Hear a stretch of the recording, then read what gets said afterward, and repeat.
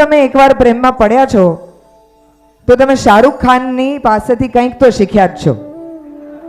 આખું हिंदुस्तान शाहरुख खान पासेથી कोई ने कोई રીતે प्रेम करता શીખ્યું છે. किसी की आंखें अच्छी हैं, किसी के होठ अच्छे हैं, किसी के बाल अच्छे हैं.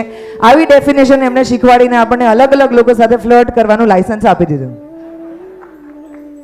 પણ એમને એવું નહોતું ખબર કે 20 વર્ષ પછી એક એવી પરિસ્થિતિ આવશે જેમાં આપણને બધાને એવું હશે કે किसी का ट्विटर अच्छा है, किसी का इंस्टाग्राम अच्छा है, किसी का फेसबुक अच्छा है.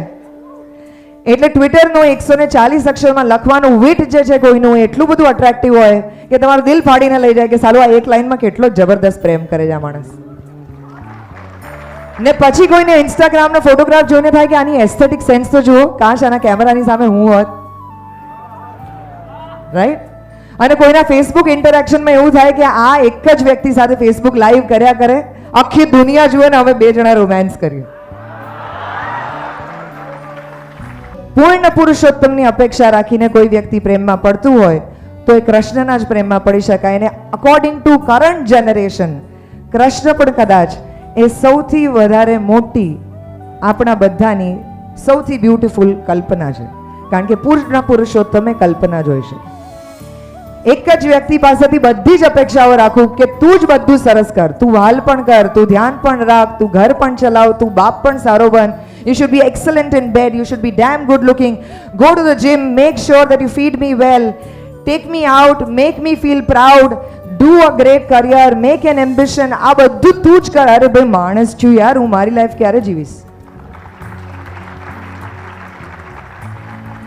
એટલે તું મારા માટે બધું કરે એવી અપેક્ષા હોય તો નોકરી પર કોઈ રાખી લો. પ્રેમમાં પડવાની શું જરૂર છે? એટલીસ્ટ કોન્ટ્રાક્ટ કરી શકશો, ના કરો તો સામે મૂકી શકો. લગ્ન કઈ કોન્ટ્રાક્ટ તો છે નહીં કે સામે મૂકો ને કહો કે તે તો કીધું તું હવે કર. અરે કીધું તું કર્યું, પણ દરેક માણસની પોતાની મર્યાદાઓ હોય છે અને એ મર્યાદાઓ સમજીને દરેકે દરેક વ્યક્તિને અલગ અલગ રીતે અલગ અલગ સેક્શન અલગ અલગ ક્વોલિટીના પ્રેમમાં પડી શકવાની આપણી ક્ષમતા હોવી જોઈએ. અને ક્યારે પરમનન્ટ કમિટમેન્ટમાં માણસ જઈ શકે બીજી વ્યક્તિ સાથે? એક ક્ષણે જઈ શકે કે જ્યારે સામેવાળી વ્યક્તિ જતી રહેશે તો એની બિલકુલ બીક નથી લાગતી, ત્યારે પરમનન્ટ કમિટમેન્ટમાં જવાનું. મારા એક પણ બ્રેકઅપ પછી એક પણ વ્યક્તિ માટે હું આજ સુધી, આઈ ડોન્ટ નો કોઈ ઓડિયન્સમાં બેઠું હોય તો, આજ સુધી ક્યારેય પણ હું એમના વિશે એક પણ ક્ષણ માટે ખરાબ વિચારી નથી શકી, ખરાબ બોલી નથી શકી, ખરાબ જીવી નથી શકી, કારણ કે એ લોકો અદ્ભુત માણસો હતા ને એટલે જ મને એમની સાથે પ્રેમ થયેલું.